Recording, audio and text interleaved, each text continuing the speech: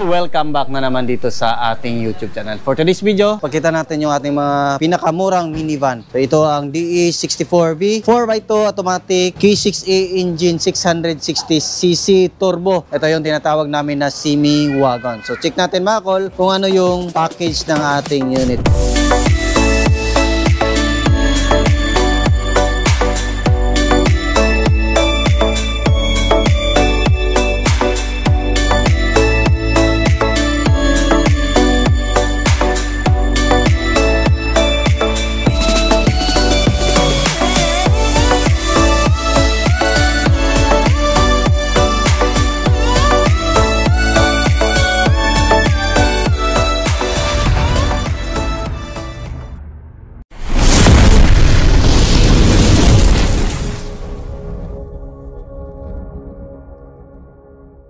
Yung presyo pala nito is nasa 243,000 only. So check natin mga kol kung ano yung mga packages. So yan, makita natin dito, ito yung headlight ng ating DE64V. H4 halogen, signal light din yung ating park light. Ayan, makita natin dito napakintab ng kulay. Ansa-urethane po yung gamit na pintura natin. So beige yung kulay. Then dito meron tayong Suzuki emblem. Then dito sa gitna is kinulayan natin ng kulay black para may design naman. Ayan, napakaganda. Complete LTO registered. Direct po sa ating buyer. Fully tinted po yung unit natin mga kol. Ang customer is nag-decide po sila na yung roof natin is kulayan natin ng kulay black. Ayan, fully tinted. Then dito sa taas, meron tayong top load carrier. Ayan, so gutter type para mas matibay. Ayan, kumpleto po siya sa rain visor. Ayan, yung side mirror natin mga kol is auto fold. Basta mga turbo na semi wagon is auto fold yung side mirror natin. Meron tayong fender light dito. Then dito, naka brand new mag wheels po yan, 13 inches. Then brand new yung ating mags. Ayan, fully undercoat po yan mga kol. Ayan, dito naman sa gilid, nag-decide din yung customer na lagyan ng black na kulay dito na part. Ayan. So dito, stock lang, original yung ating mga door handle. Walang masyadong accessories. Ayan. Dito naman sa gitna, skinline natin ng black para titingnan natin parang buong salamin po siya. Ayan. Dito naman, naka-brake drum. Yung harap is naka-disc brake. Ayan, brake drum. Kinulayan din natin ng kulay red yung ating brake drum para mas maganda naman. Fully undercoat din yung ating pangilalim natin. Ayan, coil spring. Ganyan, makita natin naka-differential. So yung unit natin is rear wheel drive. Itong likuran po yung gagana, itutulak po yung ating sasakyan. Pang heavy duty talaga. Yan dito sa mga DE64V is ganito po yung ating backlash. Ito yung tinatawag natin na semi wagon kasi nakaka-captain seat po yung loob. Pakita natin yan mamaya. Dito makita natin is naka-sticker po tayo ng dudong lagan. Meron tayong third light. Wiper dito sa likuran or backlash washer. Yan. Ito yung wiper natin. Then makita natin meron tayong Suzuki emblem. Then meron tayong susian dito. Then ito yung ating opener. Dito naman ito yung tail light ng ating DE64V na semi wagon. Signal light, reverse light, park light at saka brake light natin. Then dito naman makita natin meron tayong plate number with plate holder para hindi mabin yung plaka natin. Bis pa rin sa request ng ating customer. Yan, napakaganda ng kulay ng ating unit mga kol. So check natin dito sa loob. Dito naman sa loob mga kol is meron tayong third set. Yan, so yan po yung third set natin. At the same time, pwede natin gawing storage box. Ayan, left and right po yan mga kol. Dito naka brand new na po yung matting natin. Yung ceiling natin is brand new felt yung gamit natin na black. Meron tayong ilaw dito. Goods, functional, lahat ng ilaw natin. Yan, dito naman tayo sa loob. Yan. So, naka-captain seat. Ito yung semi wagon natin mga kol. Basta turbo is captain seat with headrest. Yan, stable lang siya na captain seat. Hindi katulad ng mga DE64W na pwede natin i-move. Pero ang kaganahan din nito is pwede natin i-fold yung ating upuan. Yan, makita din natin dyan is naka-power window yung ating sliding. Yan, bago na din yung cover natin sa ating mga window. So, check natin. Ipakita natin yung naka-fold na upuan. Kaya nilayin lang natin dito na part. Ayan. Check natin sa kabilang side. Yan. So sliding door, left and right, sliding door. So kahit saan po pwede dadaan kung papasok sa ating unit. Yan. So ilayin natin dito. Ayan, so yan po yung upuan natin. Kung kailangan natin ng malaking space para sa mga cargo natin, halimbawa mamalengke po tayo or mag-grocery, pwede po dyan. Kasya po yung mga maliliit na motor, mga XRM, NMAX, tanggalin na yung side mirror, pwede dito. So yan yung kagandahan sa mga minivan natin kasi multi-purpose po siya mga kol. Ayan, so pwede din to gawing mini camper van. So marami nang nagkagusto nito kasi ginagawa nilang mini camper van. Ayan, makita natin dito, brand new na din yung cover natin, power window switch. Ayan, goods.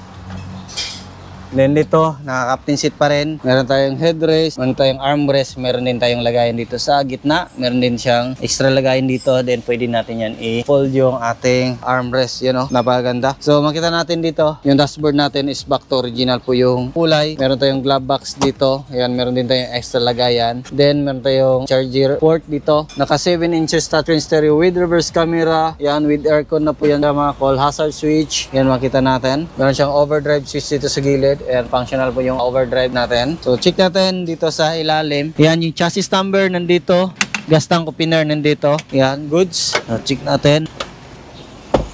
Ayan. So, ito yung makina natin. Yung makina natin is naka-turbo. K6A engine, 660cc, 64 horsepower, 3-cylinder inline. So, ito yung throttle body natin mga call. Latest yung makina natin. Pareho lang po ito na makina ng mga Smiley Edition. Ito naman yung ating dipstick ng ating engine oil. Ayan. So, kabila is yung sa ETF natin yung kulay red. Alternator, aircon compressor. Then, ito yung air filter housing natin. Then, ito naman yung ating main fuse box. Dito natin makita yung ating ECU. Ayan.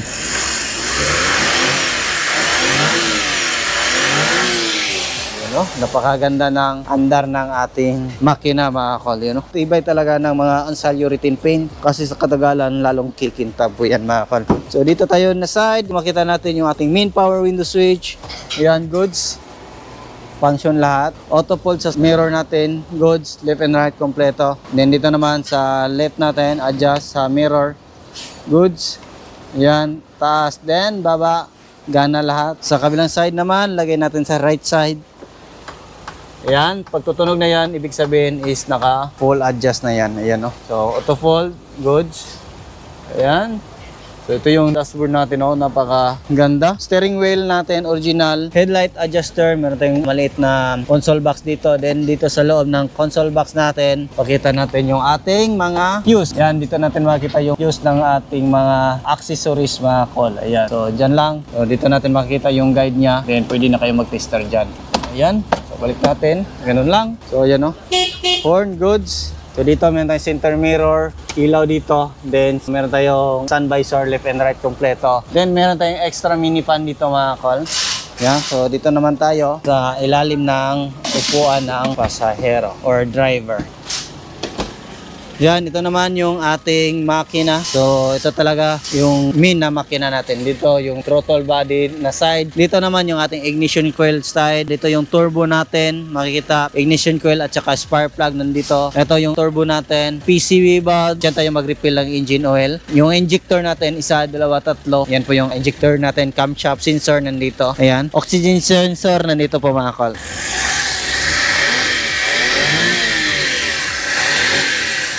Goods. Ito naman tayo sa hood natin. Kita natin kung ano yung makikita natin sa hood na part. Yan, check natin dito. Yun, oh. Yun.